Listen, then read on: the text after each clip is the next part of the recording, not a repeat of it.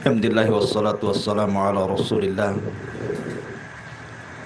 wa ala alihi wa sahbihi wa mawalah wa la hawla wa la quwata illa billahi wa ba'du. Alhamdulillah, di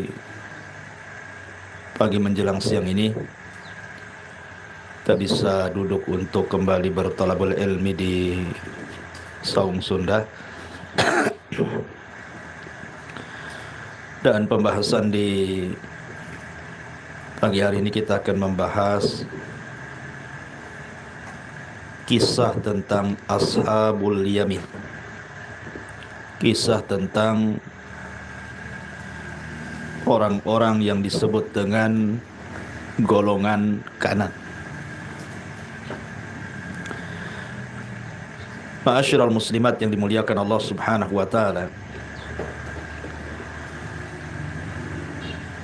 Ketika kita bicara tentang kisah Ashabul Yamin, maka tidak lepas dari dua kelompok. Yang pertama Ashabus Shimal, dan yang kedua Al-Muqarrabun.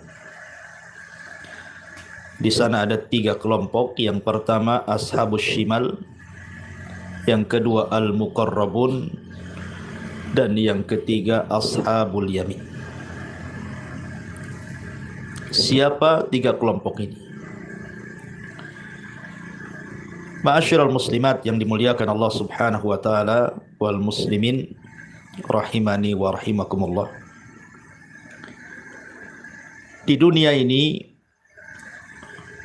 manusia pasti ada tiga kelompok. Pertama, orang-orang jahat. Tidak peduli dengan kewajiban, tidak peduli dengan yang diharamkan. Mereka berzina, minum khamr, berjudi, ghibah, dusta, melakukan kesyirikan, menyelisih sunnah Rasul, dan begitu seterusnya. Dan juga mereka tidak peduli dengan salat, dengan puasa, dengan zakat, dengan haji. Ya, layaknya mereka hidup seperti binatang. Al-Quran membahasakan orang-orang seperti ini adalah orang-orang yang disebut dengan al-fujjar, orang-orang jahat. Kemudian kelompok yang kedua, mereka masih mendingan. Mereka masih melaksanakan kewajiban Allah Subhanahu wa taala. Salatnya masih, puasa Ramadan masih, haji, zakat, dan begitu seterusnya. Tapi mereka itu mencukupkan yang wajib-wajib saja.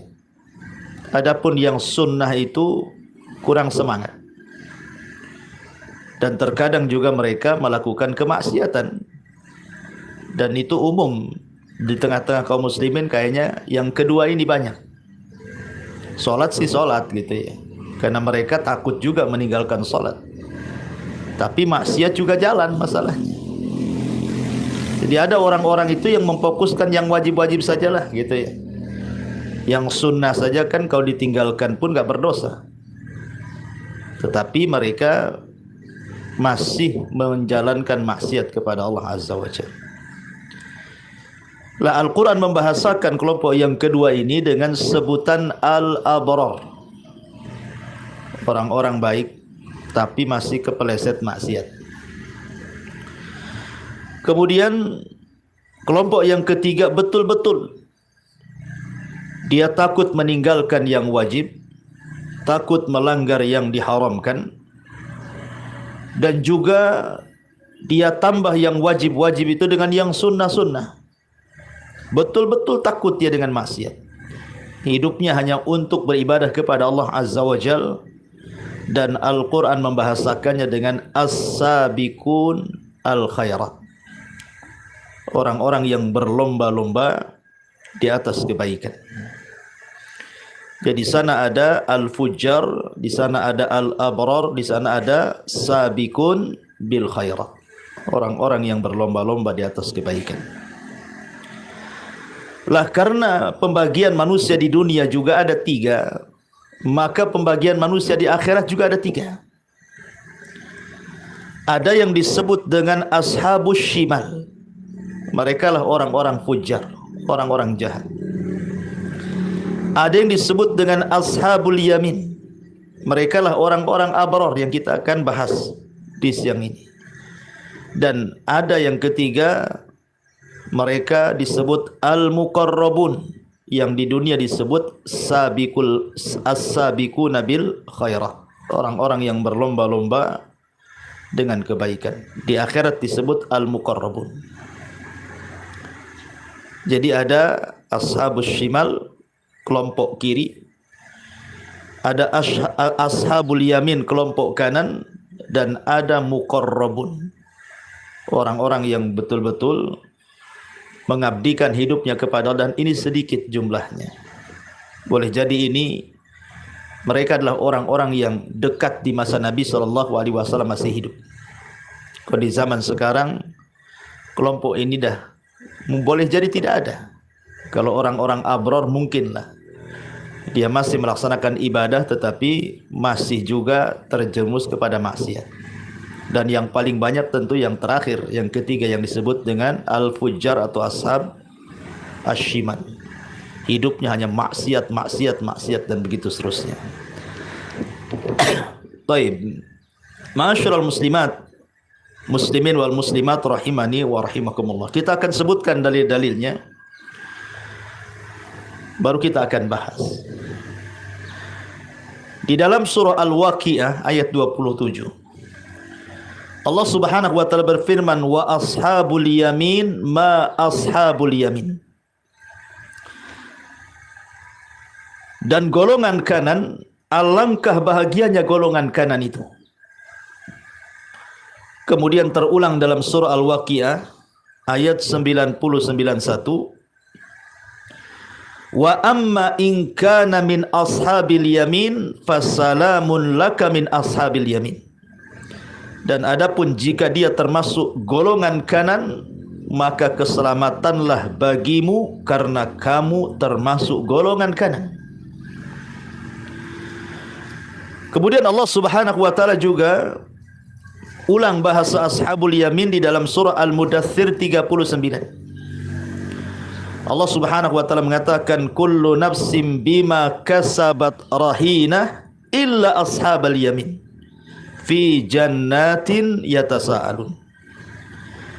Tiap-tiap diri bertanggung jawab atas apa yang telah diperbuatnya, kecuali golongan kanan berada di dalam sorga, mereka saling bertanya-tanya.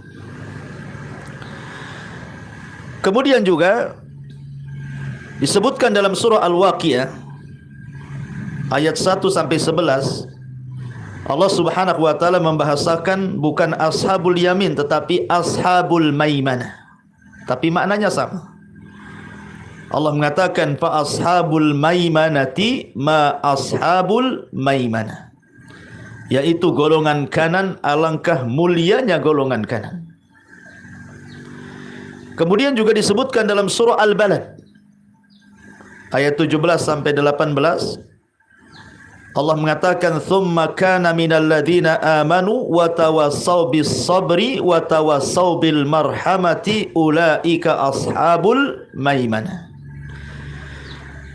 Dan dia tidak pula termasuk orang-orang yang beriman dan saling berpesan untuk bersabar dan saling berpesan untuk berkasih sayang. Mereka orang-orang yang beriman dan saling berpesan, itulah disebut dengan kelompok atau golongan kanan. Inilah dalil-dalil dalam Al-Quran yang disebutkan tentang siapa mereka golongan kanan itu. Pertanyaan pun muncul, kenapa mereka disebut golongan kanan? Dari mana istilah ini muncul? Apa maknanya? Maka para ulama, terutama ulama tafsir, berbeda pendapat tentang penafsiran siapa golongan kanan itu. Dan itu disebutkan oleh Imam Ibnu Jauzi dalam kitabnya Zadul Masir. Ada 8 pendapat kenapa mereka disebut kelompok kanan itu. Pendapat yang pertama, maksudnya ashabul yamin adalah alladzina kanu ala yamini Adam hina akhrajat dzurriyyatuhu atau hina ukhrijat dzurriyyatuhu min sulbihi. Disebut kelompok kanan itu karena ketika Adam alaihi salatu wasallam diciptakan, kemudian diusap punggungnya, itu kan keluar tuh ruh-ruh keturunannya. Menunjukkan perbedaan antara penciptaan ruh dan jasad. Kalau Adam jasadnya dulu diciptakan baru ruhnya. Kalau kita terbalik, ruhnya dulu baru jasad. Jadi ketika Allah itu mengusap punggung Adam itu keluar ruh-ruhnya yang begitu banyak tuh. Ada yang melesat ke kanan, ada yang melesat ke kiri.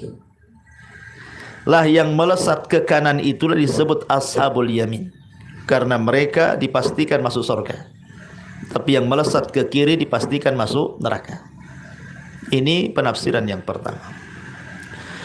Penafsiran yang kedua, annahumul ladzina yu'tuna kutubahum bi aymanihim. Dan yang pertama pendapat Abdullah bin Abbas. Kemudian yang kedua, orang-orang yang saat catatan amalnya kelak pada hari kiamat itu diterbangkan. Maka manusia berbagai macam cara untuk mengambil catatan-catatannya, kitab-kitabnya.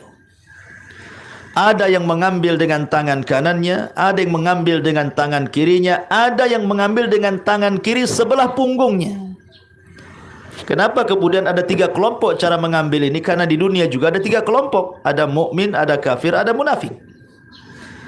Adapun mukmin mengambil dengan tangan kanannya, adapun kafir dengan tangan kirinya. Adapun munafik karena parah dia, maka dia mengambil dengan tangan kiri di balik punggungnya. Kesulitan dia mengambil. Ini penafsiran yang kedua. Jadi ashabul yamin adalah orang-orang yang mereka mengambil catatannya dengan tangan kanannya. Dan dengan bangganya dia mengatakan, ha umuqra'u kitabiyah, baca kitabku, karena dia sudah tahu isinya. Ya. Tapi yang mengambil dengan tangan kirinya maunya dibuang saja, karena dia pun tahu isinya apa. Dan ini adalah pendapat Al-Imam Al-Qurtubi rahimahullahu ta'ala, diambil dari perkataan Imam Dhahhak. Kemudian yang ketiga, annahum alladzina kanu mayamina ala anfusihim ay mubarakin. Hasan Al-Basri dan juga Rabi mengatakan yang dimaksud ashabul yamin adalah mereka orang-orang yang diberkahi. Orang-orang yang diberkahi hidupnya. Dan makna berkah itu artinya kebaikan yang tidak akan lepas, bahkan bertambah. Di dunianya tenang hidupnya, walaupun banyak masalah dia tenang, karena berkah hidupnya, hartanya berkah, suami istrinya berkah, anak-anaknya berkah, kendaraannya berkah, pokoknya berkah. Walaupun banyak musibah, banyak masalah, dia tidak bergeming dengan keberkahannya, ketenangan hatinya. Kemudian yang nomor 4, penafsiran sebagian ulama mengatakan annahumul ladzina ukhidu min syikki adamil aiman. Ada yang mengatakan bahwa mereka adalah orang-orang yang mengambil posisi sebelah kanan Adam. Kemudian yang nomor 5, annahum alladzina manzilatuhum 'anil yamin. Menurut Maimun ibn Mihran, mereka adalah orang-orang yang kedudukannya kelak di sorga itu sebelah kanan. Kemudian juga yang nomor 6, annahum ahlul jannah. Al-Imam Sudi mengatakan yang dimaksud ashabul yamin adalah orang-orang yang dipastikan masuk surga. Orang-orang yang dipastikan masuk surga. Karena orang masuk surga itu dengan 2 cara. Pertama, direct langsung, tidak singgah-singgah lagi, tanpa hisab, tanpa azab. Mereka lah muqarrabun. Kemudian ada orang yang masuk surga tetapi karena syafaat. Atau boleh juga masuk neraka dulu kemudian dimasukkan ke dalam surga karena syafaat dan rahmat. Mereka lah ashabul yamin. Yang jelas mereka pasti masuk surga, bagaimanapun caranya. Kemudian yang lain mengatakan ashabul yamin adalah ashabul manzilatir rafi'ah. Mereka adalah orang-orang yang memiliki kedudukan yang tinggi di surga. Allah berikan kemuliaan di surga. Dan yang terakhir ada yang mengatakan annahumul ladzina yu'khad bihim dzatal yamin ilal jannah. Mereka orang-orang yang digiring oleh para malaikat dari sebelah kanan. Ketika dimasukkan ke dalam sorga, mereka digiring ke sebelah kanan, kemudian dimasukkan ke dalam sorga. Itulah kenapa ashabul yamin disebut ashabul yamin. Ma'asyiral muslimat yang dimuliakan Allah Subhanahu wa taala. Pertanyaannya, bagaimana caranya kita bisa menjadi ashabul yamin ini? Karena sudah jelas tadi keutamaannya kan. Mereka orang-orang yang akan mendapatkan catatannya dengan tangan kanannya, artinya pasti selamat. Mereka orang-orang yang akan digiring dari sebelah kanan sorga. Mereka orang-orang yang akan mendapatkan nikmat di sorga. Mereka orang-orang yang dapat keutamaan istimewa di sorga, dan begitu seterusnya. Pertanyaannya, gimana caranya supaya kita bisa menjadi ashabul yamin? Karena menjadi muqarrabun mustahil. Orang-orang seperti kita ini tidak ada yang muqarrabun, karena masih suka maksiat masalahnya. Taib. Disebutkan dalam hadis Talha ibn Ubaidillah radhiyallahu an, jaa rajulun ila Nabi sallallahu alaihi wasallam. Datang seorang laki-laki menghadap Rasul.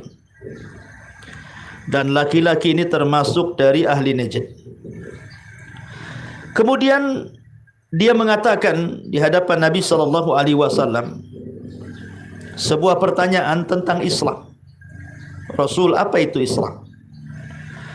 Maka Nabi sallallahu alaihi wasallam menyebutnya khamsu salawatin fil yaumi wa lailah. Engkau melaksanakan salat 5 waktu sehari semalam, engkau melaksanakan puasa Ramadan, dan begitu seterusnya. Setelah menyebutkan rukun Islam, maka orang ini bertanya, Rasul, hal alayya ghairaha? Apakah ada yang harus aku lakukan selain yang wajib-wajib tadi? Selain dari solat wajib, puasa wajib, zakat wajib, haji wajib, ada enggak selain itu? Maka Nabi mengatakan, la, tidak ada, illa anta tawwa, kecuali kau mau menambah dengan yang sunnah-sunnah. Kau tambah solat wajib dengan solat rawatib, solat duha, solat malam, solat tahiyatul masjid, solat wudu, dan yang lainnya. Kau tambah zakat dengan sedekah. Kau tambah puasa Ramadan dengan Senin Kamis, dengan Daud, dengan Ayyamul Bid, dan begitu seterusnya, haji dengan umrahnya. Kemudian orang ini mengatakan, ya Rasulullah, wahai Rasul, wallahi la azidu ala hadha wa la anqus. Rasul, nampaknya saya akan fokus kepada yang wajib, tapi saya janji saya tidak akan mengurangi dan menambah dari yang wajib. Maka Nabi SAW mengatakan, aflaha in sadaqa, maka engkau akan beruntung kalau engkau jujur dengan kata-kata. Dari sini bahwa orang yang mencukupkan dengan yang wajib, Rasul katakan aflah in sadaq, sudah dianggap beruntung. Pamannya dia memang tidak pernah menjalankan sholat sunnah, tapi yang wajib dia rajin, tepat waktu dia datang. Puasa Ramadan dia rajin, memang puasa-puasa sunnah selain Ramadan dia tidak melakukannya. Atau datang zakat wajib dia zakatkan, walaupun dia jarang bersedekah. Atau dia pernah haji walaupun tidak umroh. Pokoknya dia cukupkan yang wajib saja, tetapi betul-betul dia jaga tuh yang wajib itu. Maka kalau kita mampu menjaga yang wajib-wajib dengan sempurna, maka kita digolongkan ashabul yamin. Tapi kalau seandainya kita mau tambah juga, solat wajib dengan semua solat sunnahnya, puasa Ramadan wajib dengan semua puasa sunnahnya, zakat wajib dengan berbagai macam sedekah, infak dan sedekahnya, haji juga dia tambah, berumrah berkali-kali, dan begitu seterusnya, maka derajatnya bukan menjadi ashabul yamin lagi, ibu akan menjadi ashab al-muqarrabun, naik tingkatannya. Dan itu berdasarkan hadis qudsi. Allah Subhanahu wa taala berfirman, man 'adali waliyan faqad adzantuhu bil harbi wa ma taqarraba ilayya 'abdi mimma aftaradtuhu alayhi wa la yazalu 'abdi yataqarrabu ilayya bin nawafil hatta uhibbahu fa idza ahbabtuhu kuntu sam'ahu alladhi yasma'u bihi wa basarahu alladhi yabsiru bihi wa yadahu alladhi yabtashu biha wa yadahu allati yabtishu biha wa rijlahu allati yamshi biha. Kata Nabi SAW dalam hadis qudsi, Allah berfirman, siapa yang memusuhi wali-waliku, maka dia telah mengumumkan perang melawan aku. Siapapun, kata Allah, mendekatkan aku dengan melaksanakan kewajibannya dia jaga betul, maka dia akan dekat dengan Allah. Tapi siapa yang menambah dengan yang sunnah, maka kalau dia terus melakukan yang sunnah di luar yang wajib, maka aku akan makin cinta dengan hamba itu. Boleh jadi aku akan menjadi pendengarannya, penglihatannya, tangan dan kakinya. Artinya bahwa orang yang memperhatikan sebuah kewajiban ditambah dengan yang sunnah-sunnah, maka derajat kita akan naik ke derajat muqarrabun, sabiqun bil khairat. Tapi kalau mencukupkan yang wajib-wajib saja, maka kita hanya masuk kepada ashabul yamin. Ma'asyiral muslimat wal muslimin rahimani wa rahimakumullah. Taib. Lalu sifat-sifatnya seperti apa? Ashabul yamin itu kan punya sifat-sifat di dunia tuh. Sifat-sifatnya seperti apa? Biar kita tergolong ashabul yamin itu. Disebutkan dalam surah Al-Balad ayat 11 sampai 17. Allah Subhanahu wa taala berfirman, "Falaqtahamal aqabah. Wa ma adraka mal aqabah. Fakku raqabatin aw it'amun fi yaumin dhi masghabatin aw miskinan dha matrabatin." Thumma kana minal ladzina amanu wa tawassaw bis sabri wa tawassaw bil marhamati ulaika ashabul maimanah. Di sini di antara sifat-sifat orang-orang yang disebut ashabul yamin atau ashabul maimanah atau al-abrar, tetapi dia tidak menempuh jalan yang mendaki lagi sukar itu. Tahukah kamu apa jalan yang mendaki lagi sukar itu? Yang pertama, ini sifat ashabul yamin. Mereka adalah orang-orang yang memerdekakan budak. Dan ingat, memerdekakan budak itu bagian daripada melepaskan Islam dari perbudakan. Karena ada orang yang sinis dengan Islam dan mengatakan Islam kok masih membahas masalah hukum-hukum perbudakan. Dia tidak paham bahwa syariat Islam itu dalam rangka menghilangkan perbudakan. Karena di zaman Rasul perbudakan itu, di zaman jahiliyah orang-orang musyrik itu biasa perbudakan itu menjadi komoditi bisnis. Bahkan terkadang mereka menculik orang merdeka kemudian dijual jadi budak. Ya. Bahkan mereka menggauli budak wanita supaya dapat anak dan anaknya jadi budak dijual lagi. Itu orang-orang jahiliyah itu. Maka dengan datangnya Islam dihapuskan pelan-pelan. Makanya kalau kita lihat kafarah dalam Islam itu pasti pertama disuruh memerdekakan budak dulu tuh. Seperti orang yang berhubungan intim di siang Ramadan. Apa kafarahnya? Merdekakan budak dulu. Kalau tidak bisa baru puasa 2 bulan berturut-turut kan gitu. Kalau tidak bisa baru memberi makan 60 fakir miskin. Tapi kan memerdekakan budak dulu. Kafarah zihar, memerdekakan budak. Dan begitu seterusnya. Bahkan ketika Rasul bicara tentang ada orang yang memakai gelang dan digunakan untuk jimat, maka kata Rasul, siapa yang bisa melepaskan jimat pada tangan orang, maka pahalanya sama dengan orang yang memerdekakan budak. Kan itu ya. Jadi selalu memerdekakan budak itu diawalkan. Makanya Utsman ibn Affan itu saking kayanya, setiap Jumat dia memerdekakan budak tuh. Entah berapa ratus ribu budak yang dimerdekakan Utsman bin Affan itu. Ini ciri yang pertama. Tapi kan sekarang tidak ada perbudakan. Yang kedua, cirinya adalah memberikan makan pada hari kelaparan. Seperti kita lihat kalau ada musibah-musibah bu ya kan, pamannya ada gempa sekarang di Jawa Barat. Dulu ada gempa di Lombok, sebelumnya ada gempa di Jogja, sebelumnya ada tsunami. Kita lihat tuh masyarakat yang rumahnya kemudian roboh, tanahnya belah gitu ya. Sebagian juga keluarganya meninggal. Terkadang mereka harus mengungsi tuh. Yang tadinya mereka bisa makan 1 hari 3 kali, jangankan lagi 1-3 kali. Kalau bukan karena uluran tangan kaum muhsinin, mereka nggak akan makan tuh. Memberi makan orang-orang yang sedang kelaparan karena sebuah musibah yang melanda kepada mereka, itulah ciri-ciri ashabul yamin. Ciri-ciri ashabul yamin dalam surah Al-Balad adalah memberi makan pada hari yang kesulitan atau kelaparan. Atau yang nomor 3, mereka senantiasa membantu orang-orang miskin yang sangat fakir. Jadi kita tidak menutup mata untuk membantu saudara kita di sekitar kita, di sekeliling kita yang mereka jauh di bawah kita kondisinya. Kita beri makan kepada mereka.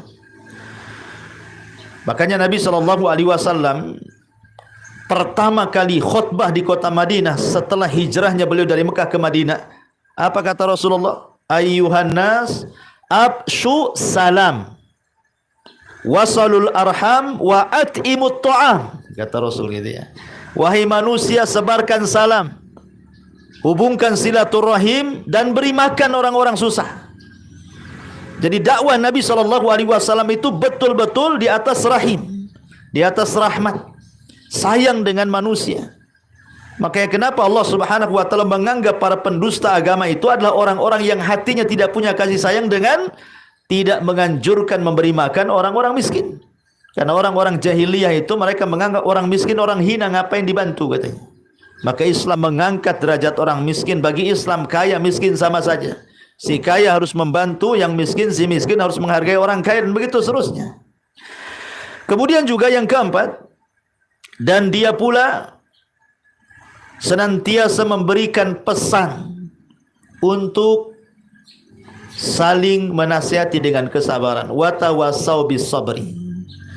Ada saudara kita yang sedang tertimpa musibah, maka kita sebagai kawannya, saudaranya, minimalnya apa? Menghibur. Makanya ada syariat takziah kan, kalau ada orang mati kita datang takziah. Untuk apa takziah itu? Apa takziah itu artinya? Tasbir. Takziah itu artinya tasbir. Kita menasihati supaya dia sabar. Kesalahan kita ini takziah datang, duduk, pulang gitu, enggak. Kasih kesabaran. Kalau dia orang susah, bawa beras, bawa apa supaya tenang gitu. Kasih ucapan-ucapan optimis supaya dia tidak sedih, ya. Dan itu sebaik-baik amal soleh. Sebaik-baik amal soleh itu jabrul qulub, kata Rasulullah.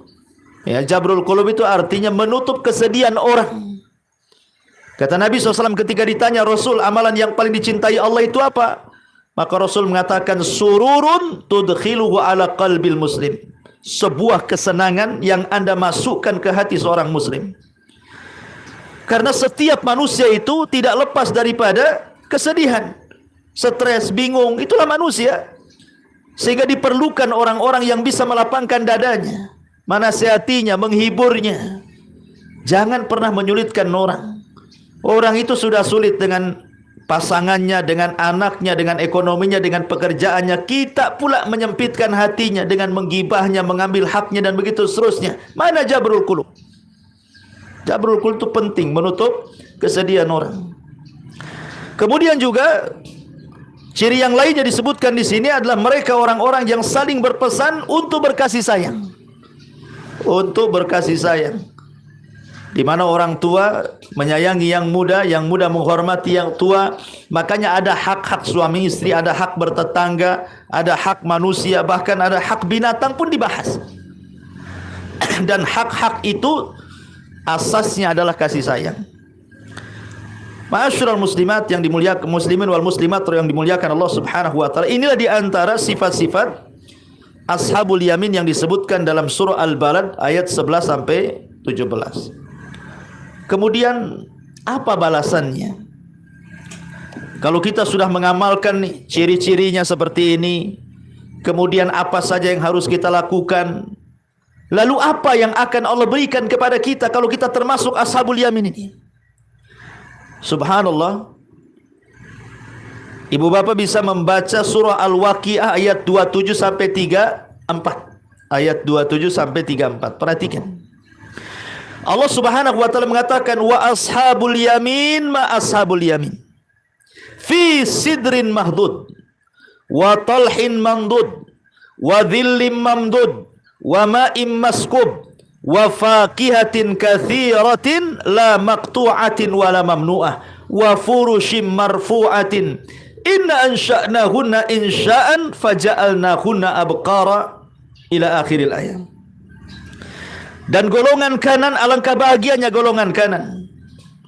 Mereka berada di atas Mereka berada di sorga dan mereka berada di antara pohon bidara yang tidak berduri dan pohon pisang yang bersusun buahnya dan naungan yang terbentang luas dan air yang mengalir terus menerus dan buah-buahan yang banyak yang tidak berhenti berbuah dan tidak pernah dilarang untuk mengambilnya, dan kasur-kasur yang tebal lagi empuk.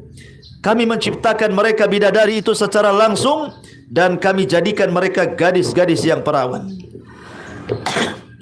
Ma'asyiral muslimat wal muslimin rahimani wa rahimakumullah. Perhatikan di sini. Di sini Allah Subhanahu wa taala menyebutkan beberapa keistimewaan tentang ashabul yamin kelak di sorga. Pertama, mereka fi sidrim makhdud. Ini kinayah daripada mereka diberikan naungan oleh pohon-pohon sorga. Bahkan ada satu pohon sorga itu, ibu bapak, yang kalau kita pacu nih naik kuda balap, itu tidak akan terputus padahal kita sudah berlari 100 tahun. Ibaratnya gini bu ya, kalau saya punya rumah, otomatis kan akan semakin indah rumah itu kalau ada penghijauan di sekitarnya. Kemudian adalah pohon mangga, pohon jambu, pohon apa namanya, jangan salak aja lah kan. Yang penting yang tinggi-tinggi yang bisa bernaung kan. Kemudian rasanya enak kalau kita taruh kursi gitu ya.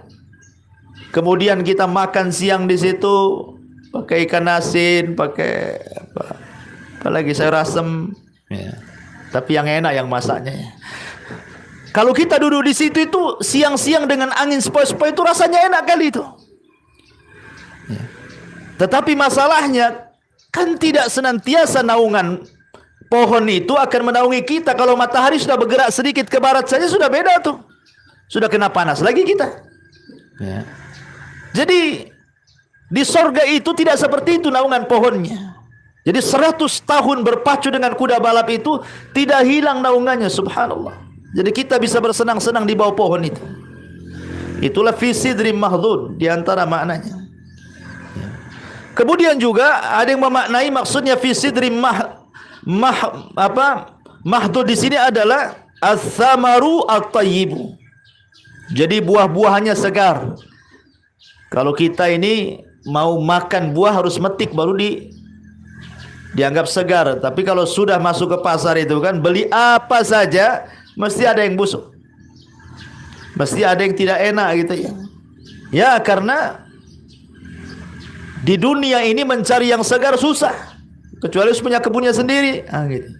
Ya terpaksalah ke pasar yang sudah terkadang-kadang sudah 100 tahun dia jual. Entah gimana rasanya. Ya.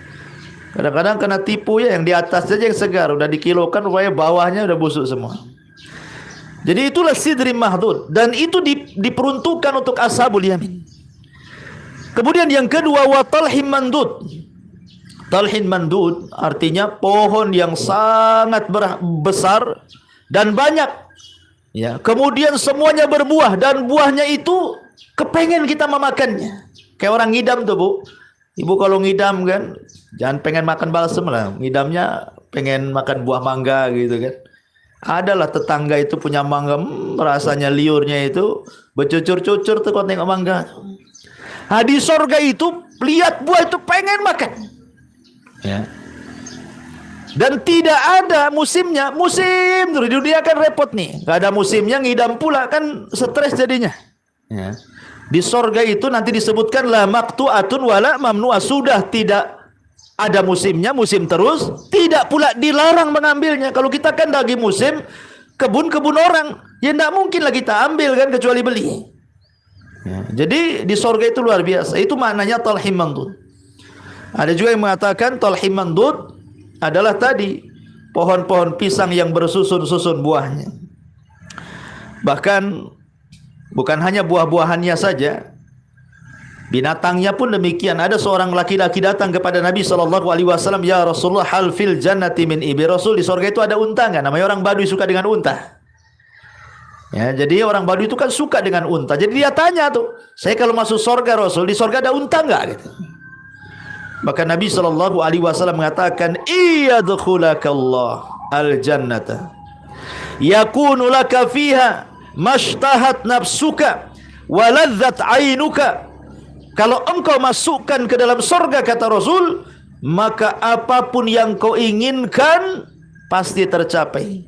Makanan selezat apapun sudah dihadirkan di depan. Tinggal menghayal saja sudah ada gitu. Kalau kita kan menghayal kan makin kurus tuh, karena nggak ada duit. Ya. Jadi di surga itu apapun yang kita hayalkan sudah ada. Sampai ke seperti itu keindahan surga itu. Kemudian juga yang ketiga keutamaannya wa ma'im maskub. Ashabul yamin akan mendapatkan ma'im maskub. Artinya kathirun minal uyun wal anhar. Di surga itu akan banyak mata air, sungai-sungai yang sangat indah, semua bisa diminum. Sampai-sampai disebutkan dalam surah Muhammad ayat 15 tuh.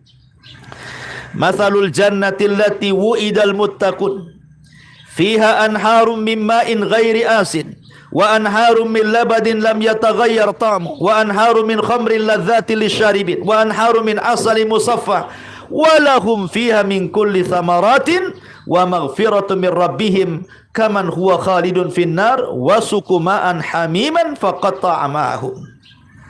Perumpamaan penghuni sorga, kata Allah dalam Al-Quran. Allah berfirman yang dijanjikan bagi orang-orang yang bertakwa, mereka diberikan sungai-sungai air. Pertama, air yang sangat jernih, yang sangat bersih, dan subhanallah tidak ada baunya. Kita saja cari air bersih, bayar. Ibu makan di warung, dikasihlah air mineral kan gitu, dibayar juga tuh. Hari-hari kita beli air mineral itu, baik dari isi air ulang ataupun yang sudah bermerek gitu kan. Tidak pernah kita, walaupun kita punya sumur, was-was tuh kalau minum tuh. Padahal sudah ada sumurnya, jelas-jelas sumur kan, dari air, jernih lagi. Ketika kita mau minum langsung itu was-was kita ini. Nah, terpaksa tak jadi, tetap aja minum dari isi air ulang tuh. Pada terkadang sumur kita lebih bersih, tapi was-was gitu ya. Di surga itu subhanallah, ya, semuanya jernih, tidak berbau dan bisa diminum, dan tidak pernah berubah. Saya waktu pulang ke Majalengka kemarin, dulu waktu masih kecil, waktu SD itu ada 4 sungai di belakang rumah. Semua bisa dipakai. Orang mandi di situ, ya orang bawa cucian nyuci di sungai itu. Subhanallah, dulu masih kecil-kecil berenang di situ cari ikan apa. Sekarang pulang semua jadi limbah tahu. Nggak ada. Ke sana limbah tahu, ke sini limbah tahu. Semua jadi limbah tahu. Berubah semuanya. Mau nengok pun tak mau. Udah kecium baunya dulu dari atas. Apalagi mau jegur gitu ya. Tapi di surga nggak ada yang kayak gitu itu. Nggak akan berubah airnya. Ya, luar biasa. Kemudian juga yang lebih daripada itu, wa anharun min labanin lam yataghayyar ta'am. Bahkan sungai, ada namanya sungai susu, itu mengalir. Kalau di dunia ini susu beli kalengan, ya kan, susu bendera kalengan. Kadang-kadang nunggu di peternakan, kalau tidak diperah ya nggak ada susu lah. Sampai-sampai dulu ada alternatif, karena tidak ada susu sapi, akhirnya apa? Pakai keledai, kedelai pula. Pakai kedelai gitu ya, susu kedelai jadinya kan. Nah, di dunia ini susah gitu ya, di akhiratnya tinggal nyidu saja. Subhanallah. Yang luar biasanya adalah Allah mengatakan lam yataghayyar ta'muh, tidak berubah rasanya. Kita saja di dunia ini mau minum susu, kita tuangkan tuh susu di gelas itu, biarkanlah 1 bulan jangan diminum, bulan depan baru diminum tuh. Kira-kira gimana rasanya itu? Apa enggak diare hari-hari itu? Penyakit tuh susu di dunia ini. Kalau tidak segera diminum segarnya gitu ya, kalau dibiarin berhari-hari, kemudian jadi fermentasi, jadi penyakit, jadinya jadi racun. Ya. Tapi di surga lam yataghayyar ta'mu. Wa anharun min asalin musaffa. Luar biasa lagi, ada 1 sungai itu semua madu. Kita aja mau cari madu di peternakan perang dulu dengan tawon, ya. Itu saja dah mahal 1 botolnya. Apalagi kalau madu Yaman itu, madu sidar itu, 1 botol setengah kilo bisa juta-juta harganya. Di surga tinggal nyidu saja dan sudah tersaring, ya. Bahkan yang lebih hebat lagi, Allah mengatakan wa anharu min khamrin ladzatil syaribin. Dan ada sungai semua khamr murni. Kalau orang-orang barat tuh kadang-kadang mereka menyimpan khamr itu sampai ratusan tahun, supaya makin enak, makin mahal tuh. Bisa ratusan juta harganya itu ya, yang usia khamr sekian tahun itu. Di surga tidak perlu, tinggal nyidu saja, tidak usah beli. Di dunia makan minum khamr paling kecil kepalanya sewaktu. Ya, coba saja kalau orang nggak pernah minum khamr, kata orang peminum itu pusing tuh kalau baru belajar itu. Kalau yang parah ya udah tidur disolokan lah. Ya, udah nggak sadar kan? Ya. Tapi di surga Allah mengatakan ladzati lisyaribin. Minumnya itu lezat rasanya. Makanya jangan coba-coba minum di dunia. Kata Rasulullah, man syaribal khamra fid dunya lam yashrabhu fil akhirah. Siapa yang mabok di dunia dia tidak akan mabok di akhirat. Ini dari sungai-sungainya. Bahkan dalam sebuah hadis itu bukan semacam sungai tetapi lautan. Dalam hadis yang dihasankan oleh Imam Tirmidzi, inna fil jannati bahrul ma'i wa bahrul asali wa bahrul labani wa bahrul khamri thumma tashaqqaqul anharu ba'du. Sesungguhnya di sorga itu ada samudra air, samudra madu, samudra susu, samudra Arab. Kemudian sungai-sungai bercabang dari samudra-samudra itu. Artinya tidak pernah kering. Ya. Kita lihat danau-danau saja di Batam ini makin mengering kalau tidak hujan tuh. Sungai-sungai makin surut nunggu hujan dulu gitu ya. Di sana subhanallah itu alirannya dari laut-laut. Jadi yang mengalir ke sungai-sungai sorga itu dari lautan tuh. Lautan khamar, lautan susu, lautan madu, lautan air jernih dan begitu seterusnya. Ini kan luar biasa. Ini baru cerita sungainya. Bagaimana cerita mata airnya? Karena manusia ini terkadang diindahkan pandangan itu dengan mata air. Ada yang dari atas ke bawah. Kalau orang Jawa Barat disebut curug, gitu ya, dari atas ke bawah itu. Makanya banyak itu di Jawa Barat itu rekreasi curug. Itu kadang-kadang berkilo-kilo harus jalan tuh ke curug. Tetap aja orang datang. Kadang-kadang hujan-hujan licin-licin tetap ditempuh karena ingin melihat pemandangannya. Curugnya yang dari atas tuh yang terjun, air terjunnya itu.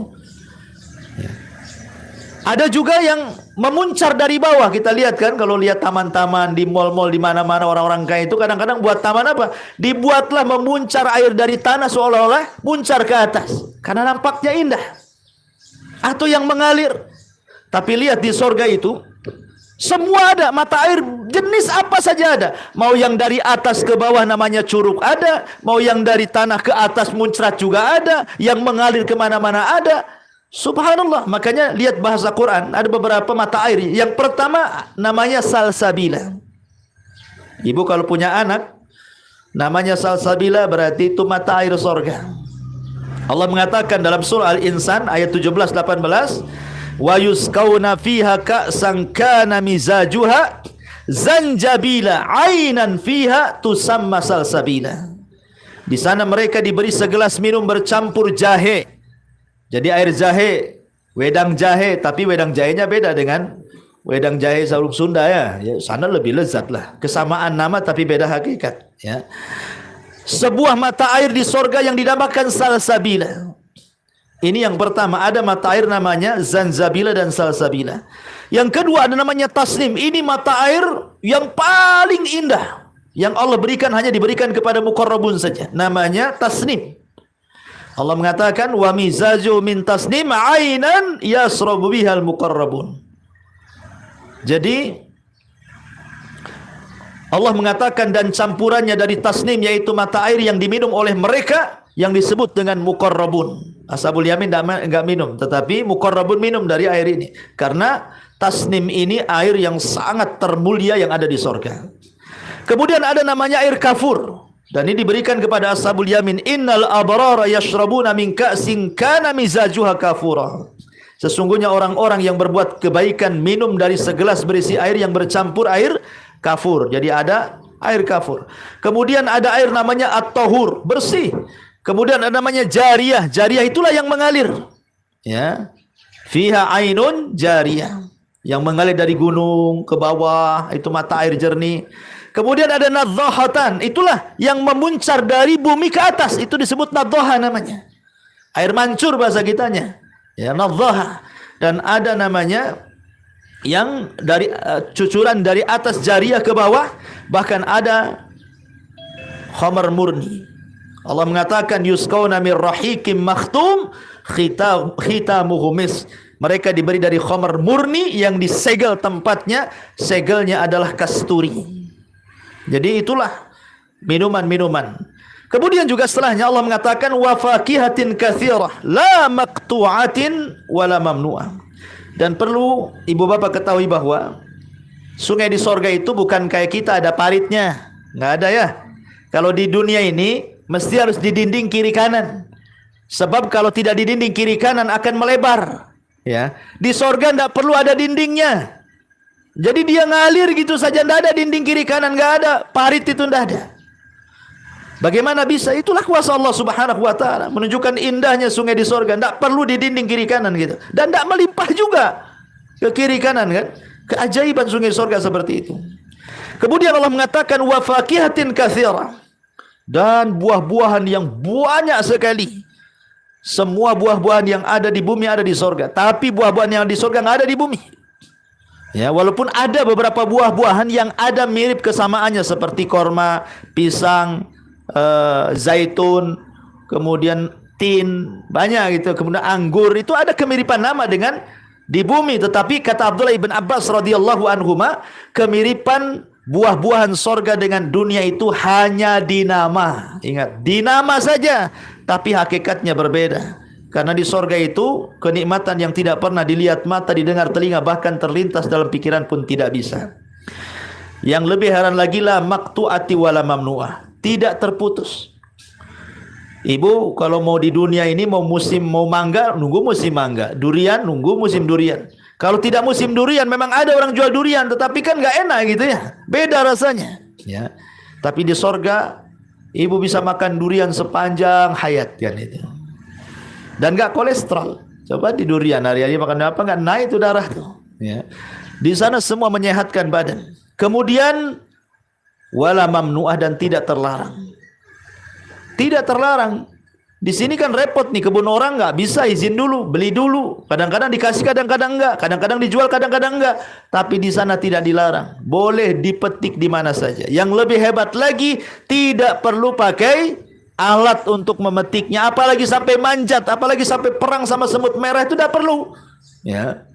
Jadi Allah mengatakan wa dzullilat kutufuha tadlila, dahannya yang kemudian mendekat kepada kita.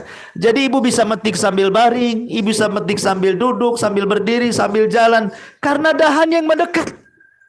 Kemudian setelah dipetik buahnya, ada lagi buah dari bekas petikannya, kan luar biasa itu. Ya. Begitulah memang surga.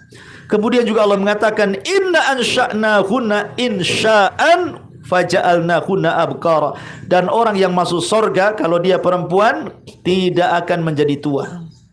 Dibalikkan lagi di masa muda. Penghuni surga itu usianya antara 33 sampai 34 saja. Tidak akan berkurang, tidak akan bertambah. Segitu saja. Ya, tingginya seperti Adam 60 hasta. Bahkan mereka kalau memang penduduk dunia, wanita-wanita penduduk dunia yang masuk ke dalam sorga, maka jauh lebih cantik dibandingkan bidadari. Karena Al-Quran tidak mensifatkan wanita dunia yang masuk sorga. Quran itu semua mensifati bidadari. Sampai-sampai Ummu Salamah datang kepada Nabi SAW dan mengatakan, ya Rasulullah, kenapa Al-Quran tidak mensifatkan wanita-wanita dunia yang masuk sorga? Kok Quran itu hanya mensifati bidadari saja? Mana sifat-sifat kami kalau Allah takdirkan masuk sorga? Maka Rasul mengatakan, sungguh wanita-wanita dunia yang masuk surga jauh lebih indah dibandingkan bidadari. Kenapa? Kata Rasul SAW, karena bidadari mereka diciptakan tanpa ibadah, sementara wanita surga dengan susah payah masuk surga dengan ibadah. Maka mereka jauh lebih indah dibandingkan bidadari. Ini yang disebutkan di dalam surah Al-Waqi'ah ini. Taib. Inilah balasan kepada ashabul yamin. Ma'asyiral muslimat yang dimuliakan Allah Subhanahu wa taala, ibu bapak yang dimuliakan Allah Azza wa Jalla. Taib, kembali ke tema awal tadi. Manusia terbagi menjadi 3. Ashabul yamin sudah saya jelaskan. Kemudian yang kedua ashabus shimal. Siapa ashabus shimal ini? Ini lawan daripada ashabul yamin. Karena mereka adalah orang-orang yang ada di sebelah kiri dan yang mengambil catatannya dengan tangan kiri. Ashabus shimal ini disebutkan di dalam surah Al-Waqi'ah ayat 1 sampai 11. Allah Subhanahu wa taala sebutkan di dalam surah Al-Waqi'ah ayat 41 sampai 46. 41 sampai 46. Allah mengatakan, wa ashabus shimali ma ashabus shimal. Golongan kiri alangkah sengsaranya golongan kiri. Fi samumin wa hamim. Mereka disiksa dengan angin yang sangat panas dan air yang mendidih. Kalau ibu pernah hidup di padang pasir, kita kan nggak pernah hidup di padang pasir sih masalahnya ya. Di padang pasir itu kalau musim panas bu, ya, itu ada hawa-hawa panas tertentu yang entah datang dari mana, itu membuat dari atas kepala sampai ke kaki itu mendidih. Pokoknya tenggorokan itu kayak panas sekali, haus. Ya. Lah itulah yang disebut dengan samum namanya. Al-Quran menyebut dengan kalimat samum. Nanti orang masuk neraka itu akan merasakan hawa panas yang luar biasa, yang membuat panas leher ini, tenggorokan ini panas sekali, haus sekali, tersiksa dengan panas itu. Ibaratnya ibu masuk sauna lah bu ya. Kemudian kita buatlah sauna itu temperaturnya agak tinggi. Berapalah ibu sanggup masuk kotak sauna itu? 20 menit, 30 menit itu udah kepanasan lebih daripada itu, bukannya putih makin gosong kan itu ya, kebakar. Ya, seperti itulah hawa panas yang luar biasa. Dan inilah hawa panas yang akan dihantarkan kepada ashabus shimal. Bukan itu saja, hamim. Hamim itu air mendidih. Jadi kalau dia sudah kepanasan nih, hawanya sudah panas kan, bawaannya mau minum saja. Ketika mereka disodorkan minuman, rupanya minumannya apa? Air mendidih. Coba bayangkan, hawanya sudah panas, leher sudah kepanasan, tenggorokan sudah kehausan, ketika mau minum dikasih pula air mendidih. La ilaha illallah. Ya. Kemudian wadhillim man min yahmum, dan mereka disiksa dengan naungan asap yang sangat hitam yang membawa panas. Dan ini bentuk celaan, Allah ingin mencela. Kalau kalian ingin naungan kan, kalau kita ini kena panas matahari, otomatis kita ingin dapat naungan. Entah itu berupa pohon, entah berupa atap, pokoknya dinaungilah. Ya. Jadi kalau penduduk neraka itu mereka mengatakan, ya Allah, panas luar biasa dari atas ini, berikan naungan kepada kami. Kemudian datang naungan itu berupa apa? Berupa asap hitam. Asap hitam yang keluar dari api. Bayangkan, kita aja bakar-bakar plastik, bakar-bakar apa tuh asap hitam tuh. Sempat masuk ke muka saja, rasanya kayak apa tuh. Jadi kalau mereka kepanasan, mereka diberikan air mendidih. Kalau mereka ingin naungan, dikasih naungan seperti itu. Kemudian Allah mengatakan, la baridi wala karim. La barid wala karim. Tidak sejuk dan tidak menyenangkan. Namanya panas. Bahasa Sundanya haredang-haredang, panas kan itu. Ya. Coba lo orang haredang tuh gimana? Buka baju, tidak ada sejuk, dikasih kipas malah makin panas gitu kan. Stres orang itu. Apalagi neraka nggak ada dinginnya, nggak ada enaknya gitu ya. Kemudian Allah mengatakan alasannya, innahum kanu qabla dzalika mutrafin. Sesungguhnya mereka sebelum itu, kenapa Allah buatkan ashabus shimal itu? Karena ketika di dunia mereka merasa sudah mendapatkan kemewahan semuanya. Mereka ingin dapat naungan, masuk ke rumah mewah. Ingin dingin, tinggal setel AC. Ya kan? Ingin minum, mau jus apa saja ada. Coba. Ingin apa lagi? Sekarang di dunia kita sudah merasakan semuanya. Sekarang dibalik di akhirat dicabut semua nikmatnya. Mau naungan dikasih asap, mau minum dikasih air mendidih, mau kipas dikasih hawa panas. La ilaha illallah. Kenapa di sini Allah mengatakan sesungguhnya mereka sebelum itu hidup mewah-mewah? Karena kemewahan itulah yang melalaikan segalanya. Allah mengatakan, kalla innal insana la yatghu an ra'ahus taghna. Sekali-kali apabila Allah sudah bentangkan kekayaan itu, biasanya mereka melampaui batas, lupa diri. Karena biasanya kekayaan ini yang melupakan diri. Lihat Qarun, bagaimana lupa diri. Namrud, Fir'aun, dan Quran itu ketika menyebutkan kisah-kisah ini karena memang ada orang yang seperti mereka. Ya. Kemudian Allah mengatakan, wa kanu yusirruna ala al-hinthil azim. Mereka terus-menerus mengerjakan dosa besar. Jadi ashabus shimal adalah orang-orang yang tidak pernah meninggalkan dosa besar. Hobi zina, hobi minum, hobi berdusta, hobi gibah, hobi macam-macam dari kemaksiatan. wa kanu yaquluna a idza mitna wa kunna turaban wa idzaman a inna lamab'utsun. Dan mereka juga mengatakan, apabila kami telah mati menjadi tanah dan tulang-tulang, apakah kami benar-benar akan dibangkitkan? Enggak percaya dengan kehidupan akhirat. Karena biasanya orang yang terlena dengan dunia itu enggak akan yakin dengan kehidupan akhirat. Dongeng aja itu cerita surga itu. Karena buktinya dia tidak mengejar surga. Ya, makanya orang-orang seperti ini enggak yakin. Qul innal awwalina wal akhirin lamajmu'una ila miqati yaumil ma'lum thumma innakum ayyuhadh-dhalun al-mukadzibun la'aqiluna min syajarati min zakum. Apakah nenek moyang kami yang terdahulu akan dibangkitkan juga? Katakan ya Muhammad, sungguh orang-orang terdahulu dan kemudian benar-benar akan dikumpulkan pada waktu tertentu, yaitu hari yang sudah didahulukan. Kemudian sungguh kamu wahai orang-orang sesat lagi pendusta. Apa kata Allah? La'akiluna min syajarati zakum. Di sini Allah mulai lagi azab bagi penduduk neraka. Tadi kan cerita minuman tuh, cerita Hawa. Ya, pengen naungan dikasih asap hitam, pengen minum dikasih air yang mendidih, pengen hawa dingin dikasih hawa panas. Sekarang cerita makanan.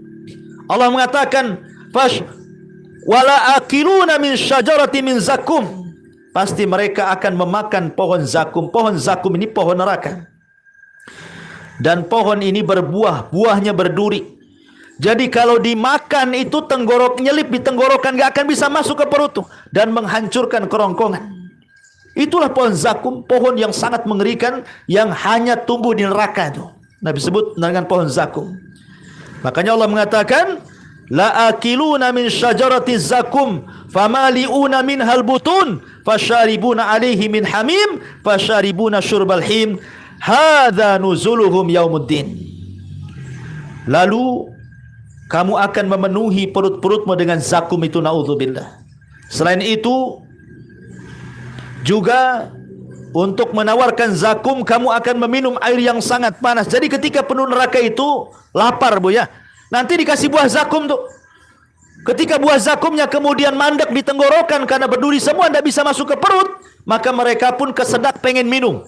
Dikasih minum, apa kata Allah? Fasyaribuna alaihi min hamim. Maka mereka akan minum dengan air yang sangat panas. Maka kamu minum bagikan unta yang sangat haus. Inilah hidangan untuk mereka pada hari pembalasan. Inilah yang disebut dengan ashabus shimal. Mereka akan mendapatkan apa yang dijanjikan oleh Allah Subhanahu wa taala, naudzubillah. Dan tentu sifat yang paling tinggi adalah al-muqarrabun.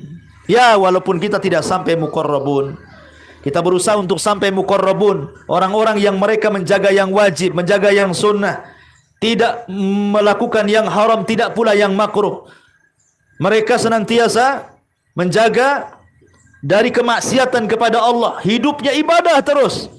Ya, mungkin kalau kita tidak sampai level ini, minimalnya ashabul yamin.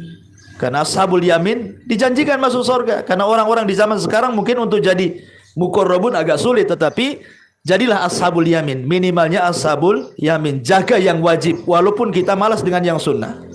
Ya, jaga yang wajib. Salat wajib jaga, Ramadan jaga, zakat jaga, yang wajib-wajib lah, birrul walidain wajib gitu ya. Pokoknya yang sifatnya wajib jaga. Maka orang yang menjalankan yang wajib, walaupun mereka tidak terangsang melaksanakan yang sunnah, syukur-syukur bisa gitu ya melaksanakan sunnah. Kemudian kalau terjerembab masuk ke dalam maksiat, langsung bertobat kepada Allah Azza wa Jalla, insyaallah maka kita akan digolongkan kepada ashabul yamin. Inilah pembahasan tentang sekilas siapa ashab al-yamin. Wallahu a'lam bishawab. Sebelum saya tutup, silahkan kalau ada yang mau bertanya seputar ashabul yamin. Wallahu a'lam.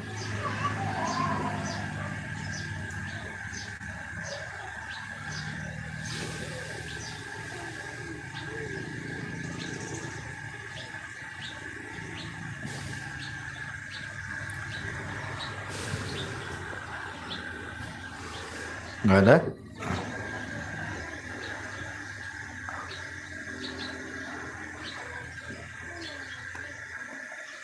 Kalau enggak ada, kita tutup.